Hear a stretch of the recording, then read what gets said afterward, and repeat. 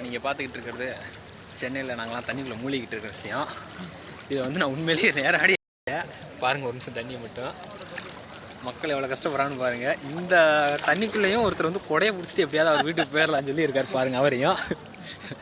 இதான் இன்றைக்கி சென்னையோட நிலமை. மதுரை. அதனால் மக்களே, பஸ் வராங்களோ இல்லையா, தயவுசெய்து எங்களுக்கு போட்டு விட சொல்லுங்கள். வேறு வழி இல்லை. போட்டு விட மாட்டாங்க, போட்டு தான் விடுவாங்க.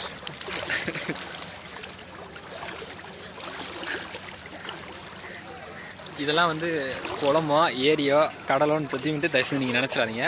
எங்கே பார்த்தாலும் தண்ணி தான். இதெல்லாம் பார்த்தீங்கன்னா ரோடு, மக்கள் போக்குவரத்து போகிற 2 சைடு இருக்கிற ரோடு. இது வந்து ரோட்டுக்கு பக்கத்தில் இருக்க கட்டை. அந்த சைடும் சரி இந்த சைடும் சரி